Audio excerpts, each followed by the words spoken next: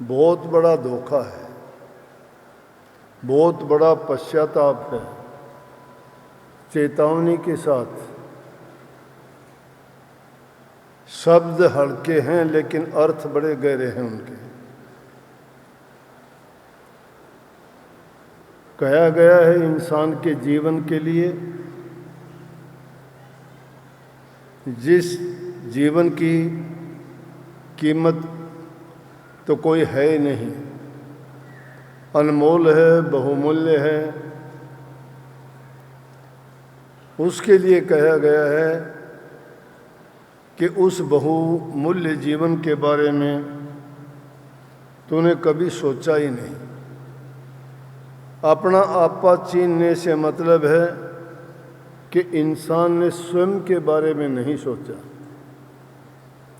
अपनी रूह के बारे में नहीं सोचा। शरीर के बारे में बहुत सोचता है, परिवार के बारे में बहुत सोचता है, सुख और शांति के लिए बहुत खोज करता है, शरीर को हर प्रकार के सुख देने का प्रयास करता है, लेकिन रूह के लिए कोई काम नहीं करता। और वास्तविकता ये थी कि काम करना चाहिए था अपनी रूह के लिए, जीवात्मा के लिए, जो बड़ी मुश्किल से ये बहुमूल्य चोला मिला है। इसलिए कही ये बात कि तूने अपना आपा नहीं चीना, दूसरे लोगों के लिए पूरे जीवन पाप कमाता रहा, उल्टे सीधे कामों में उलझता रहा, जीवन के साथ धोखा करता रहा। अगर तू अपना आपा चीनता, अपने आप के लिए जानता कि मेरा आने का उद्देश्य संसार में क्या था, इसलिए इसको मूर्ख कहा गया। मूर्ख किसको कहते हैं? जो अपनी पूंजी को गवा दे, अपनी चीज़ों को बर्बाद कर दे, अपनी वस्तुओं को लुटा दे, उसको मूर्ख कहते हैं। लेकिन वो चीज़ें मायने नहीं रखती। तुम्हारा कमाया हुआ धन चला जाता है, कोई बात नहीं, और कोई चीज़ें तुमने बनाई हैं वो खो जाती हैं, चली जाती हैं, कोई बात नहीं। लेकिन धीरे धीरे करके जो जीवन का हमें समय मिला है, उस समय को बर्बाद कर रहे हैं, वो मूर्खता का काम है। उसके लिए संतों ने, कबीर साहब जैसे संत शिरोमणि, जिन्होंने कहा कि सांस सांस में नाम सुमर, व्यर्था सांस ना खोए, क्या जाने इस सांस का आवन हो ना हो। सांस सांस में नाम सुमरने का मतलब है प्रभु को याद करना, जिसने हमें ये अवसर प्रदान किया, ये बहुमूल्य चोला दिया, और इसीलिए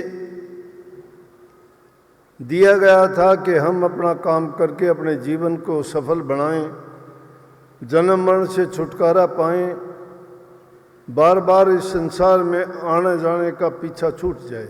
अज्ञानवश से जीव कर्म करता रहता है, नासमझी में करता है, जानबूझ के भी करता है, स्वार्थ के बस, लालच के बस होके भूल जाता है मैं क्या करता हूँ। ये भी नहीं सोचता कि इसका खामियाजा मुझे भुगतना पड़ेगा, इसका जो भी परिणाम होगा, दंड होगा या इनाम होगा, वो मुझे ही मिलेगा। इन बातों के लिए उसको समझ नहीं है, इसलिए मूर्ख कहा गया है। अगर इन बातों को गौर करता ये इंसान, सोचता थोड़ा बहुत भी, बड़े बड़े पापी जो सुधरे उनको भी ऐसी ठोकर लगी थी। उनको ज्ञान एक शब्द में ही क्यों हुआ कि जब उनके साथ ऐसी दुर्घटना घटना या कोई हादसा हुआ, उन्होंने उनका जीवन परिवर्तन करके रख दिया, और उनको समझ आ गई कि वाकई में जो कर्म हम करते हैं वो कर्म का फल जो होगा वो हमारे लिए ही होगा। इसलिए हमें अपना कर्म सोच विचार के करना चाहिए। पहले जब तक हमारी बुराइयां नहीं निकलती हैं, अच्छे गुण हमें नहीं आते हैं, तब तक हमें न सुख मिलेगा, न शांति मिलेगी, न हमारे अंदर किसी प्रकार की नम्रता, दीनता या सहजता आएगी। जब हमें इन बातों की समझ आएगी तो पता लगेगा कि हर जीव हमारे समान है। जिस प्रकार से हमें कोई पीड़ा देता है तो दूसरे को भी उसी प्रकार से पीड़ा मिलती होगी। कहावत बन जाती है, जाके पैर न फटी बेवाई वो क्या जाने पीर पर आई। जिसको कभी ये कटु अनुभव नहीं हुए वो दूसरे का दुख क्या पहचानेगा। हम छोटी मोटी बातों के लिए अपनी नीयत को खराब कर लेते हैं। लालच के बस होके झूठ, कपट, बेईमानी, ईर्ष्या ऐसी ऐसी उलझनों में पड़ जाते हैं कि जितने भी बुराई के कर्म हैं हमारे अंदर सब आ जाते हैं। लालच और स्वार्थ इंसान के सबसे बड़े दुश्मन हैं, और जिस इंसान के अंदर ये आ जाए वो किसी का नहीं होता। वो भाई का भी नहीं होगा, बहन का भी नहीं होगा, माँ बाप का भी नहीं होगा, रिश्तेदार का भी नहीं होगा। उसका माँ बाप, भाई, बंधु, सखा, संबंधी, उसकी सब कुछ, गुरु, सब कुछ उसका लालच और स्वार्थ ही होगा। वो सर्वोपरि होता है। इसलिए संतों ने कही इन चीज़ों से जब तक हम बाहर नहीं निकलते हैं, और वो भूल है हमारी, उन चीज़ों के लिए जीवन बर्बाद करते हैं। अगर हम ये सोचते होते कि इनका कर्मफल जो बनेगा वो हमारे से ही पूरा किया जाएगा, या हमें याद रहते हमारे पिछले कर्म किए हुए, तो हम ये गलतियां कभी नहीं करते। अनुभव इंसान को सिखाते हैं। हमारे पूर्वजों ने जो बात कही, संतों ने, महापुरुषों ने जो बात कही, उन्होंने अपने अनुभव के आधार पर कही। संत और महापुरुष तो त्रिकालदर्शी हैं। वो भूत, भविष्य, वर्तमान सब की जानते हैं, उनको पता होता है। इसीलिए वो संसार के जीवों को बताने का प्रयास करते हैं कि भाई अपने कर्म को सुधारो, कर्म को बनाओ।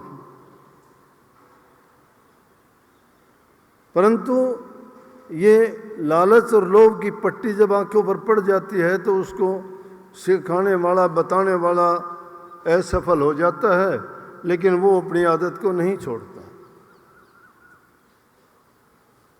और वो अगर छूट जाए उसके लिए एक ही रास्ता है कि संतों की शरण, उनके दर्शन करने, उनके पास जाके सेवा करनी, उनके वचन की पालना करना, और अपने मन को सिर्फ भक्ति में लगाना।